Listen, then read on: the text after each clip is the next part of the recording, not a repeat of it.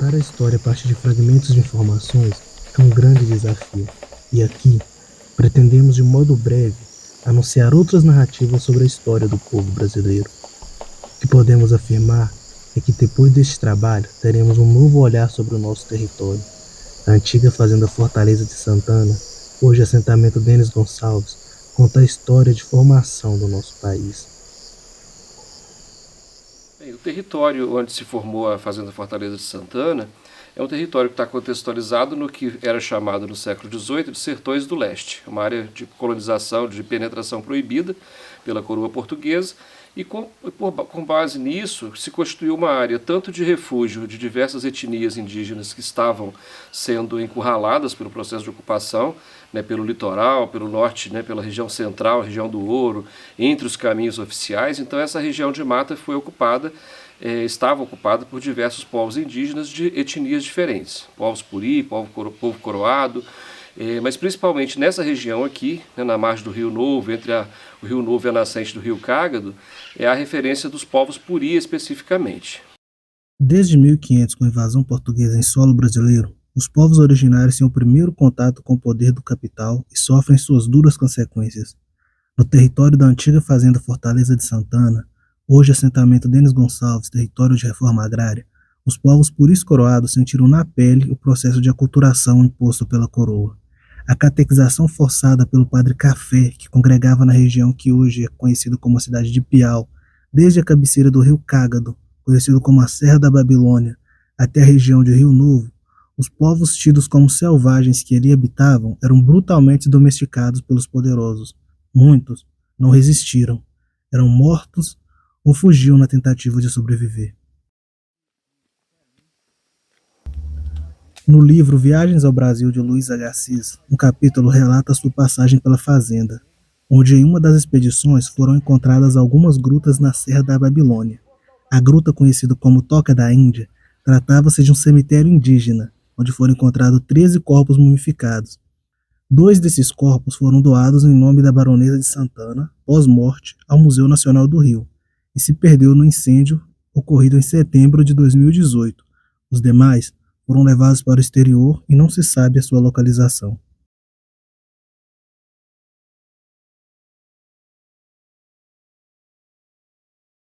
Então esse território, inicialmente a gente tem que pensar que a gente estava pensando sobre essa perspectiva da terra, do trabalhador. Primeiro a gente tem que pensar que a gente estava, essa ocupação acontece em território indígena. A gente tem tanto a referência, então, dos sítios arqueológicos pré-históricos nesse território, quanto a documentação que comprova essa ocupação também no momento do contato do colonizador. Depois a gente tem, então, essa ocupação pelos primeiros poceiros, fazendo uma síntese, e também a questão da formação, então, do latifúndio, e com essa riqueza e com esse capital que a família traz, mas principalmente com esses grandes plantéis de escravos que a família Ferreira Armon já possuía, e aí concorrendo com esses poceiros que estavam no entorno e que acabaram vendendo as suas propriedades para a família Armon. E são pesquisas recentes que mostram que a fazenda foi se formando da aquisição de terras de vários pequenos proprietários aqui em volta, e curiosamente e felizmente as pesquisas têm mostrado isso, muitas dessas famílias estão estabelecidas aqui nesses 200 anos. Então a gente tem aí 6 gerações, pessoas que através de 6 gerações se ligam a esses antigos poceiros que nessa concorrência desigual tiveram que abrir mão das suas terras para vender e submeter ao trabalho nessa unidade, nessa fazenda.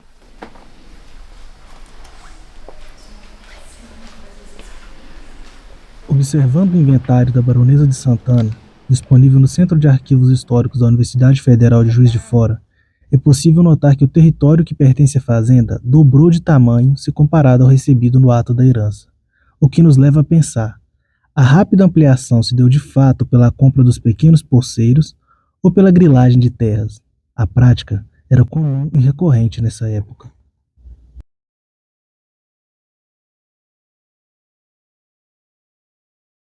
E com o passar do tempo, com o desenvolvimento principalmente da cafeicultura, que já estava sendo implantada nessa região, em substituição à crise, né, do ouro, as famílias ricas da região aurífera já migrando para a Zona da Mata, para a região que a gente conhece hoje como Zona da Mata, essas famílias vão ocupando essa região, que inicialmente, né, surgiu como uma fazenda, né, a Fazenda da Fortaleza. Depois, para se referir à Fazenda da Fortaleza, passou a designar a Fortaleza do Rio Novo. E um pouco depois, com a chegada da família Ferreira Armon, Mariano Ferreira Armon e Maria José de Santana, que vai se constituir, vai começar a ampliar e transformar essa que era uma fazenda pequena inicialmente num grande latifúndio, através da compra de outros terrenos que estavam no entorno desses pequenos proprietários. E aí, utilizando então da mão de obra escrava e dessa riqueza que eles já trouxeram de São João del Rei, e também um grande plantel de escravos vindo de São João del Rei, eles vão transformar essa região, essa propriedade, essa unidade, numa grande produção, uma unidade, né, produtora de café em larga escala.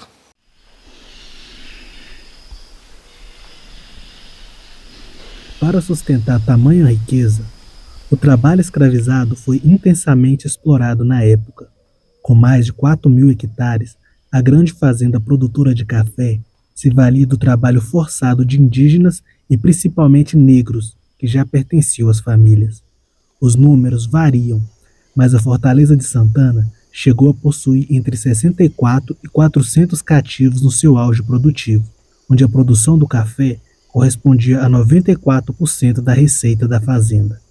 E nesse processo de pesquisa, o que a gente tem percebido, né, nesse processo de revisão da história, né, que é um processo necessário, a gente percebe, por exemplo, que durante muito tempo houve essa narrativa, né, de que na Fazenda de Santana os escravizados eram muito bem tratados, né, isso está nos relatos de alguns viajantes, que o tratamento aqui era um tratamento diferenciado, especial, e que como se eles fossem tratados como se nem fossem escravos, né?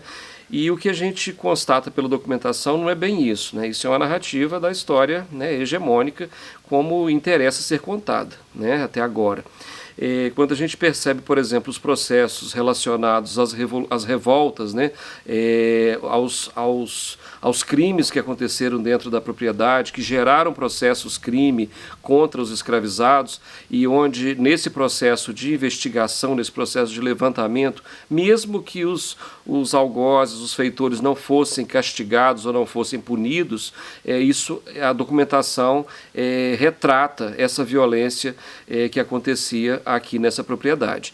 Então, pelo menos duas grandes revoltas, né, que chegaram a uma situação de um motim mesmo, com o assassinato dos feitores, enfim, relatam, né, e são contemporâneos, são deste mesmo período dos relatos que dizem que o tratamento era muito especial, que o tratamento era muito, que não havia, né, essa violência, essa exploração. Então essa história vem passando por essa revisão. A partir do momento que a gente aprofunda nas fontes históricas, a gente vai percebendo uma outra história que também precisa ser contada.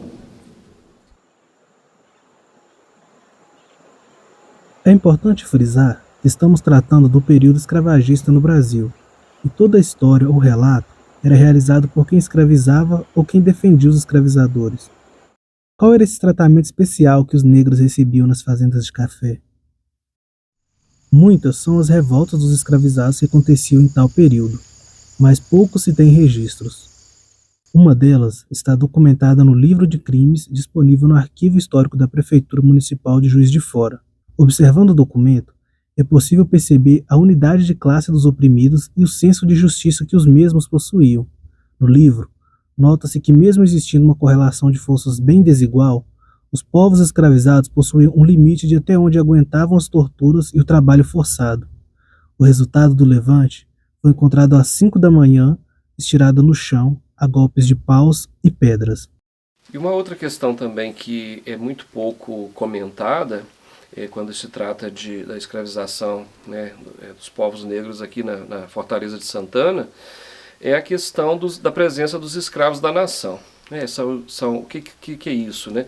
São aqueles sujeitos escravizados que foram adquiridos pelo Império, então eles pertenciam, né, ao Império Brasileiro, foram cedidos para as obras públicas, né, normalmente, como foi a construção da União Indústria, ligando Petrópolis a Juiz de Fora, e que chegou à Fortaleza de Santana pela influência do Mariano Procópio. E esses escravos da nação continuam, depois do término da obra, continuam servindo na propriedade por muito tempo. Então, na documentação histórica, até no inventário da baronesa, a gente vai encontrar esses escravos da nação que ficaram, né, remanescentes, né, dessas obras que foram realizadas com o Império. Então, a utilização desses escravizados para finalidade particular também deve ser investigada, né? A documentação aponta muito isso. Isso é interessante para entender como se constituiu, né, a riqueza dessas famílias. Toda memória é uma construção coletiva carregada de sentimentos e emoções. Cada fragmento conta uma parte, carrega um cheiro, uma cor, uma lembrança, uma nova sensação. Parte da história dos moradores da fazenda Fortaleza de Santana se confunde na linha do tempo e se mistura a outras histórias que se encontram. Em meados dos anos 30, houve uma troca entre fazenda com os herdeiros da fazenda São Mateus em Juiz de Fora e a fazenda Fortaleza de Santana. Muitos dos escravizados foram obrigados a seguir seus patrões, deixando para trás a sua história, parentes e amigos.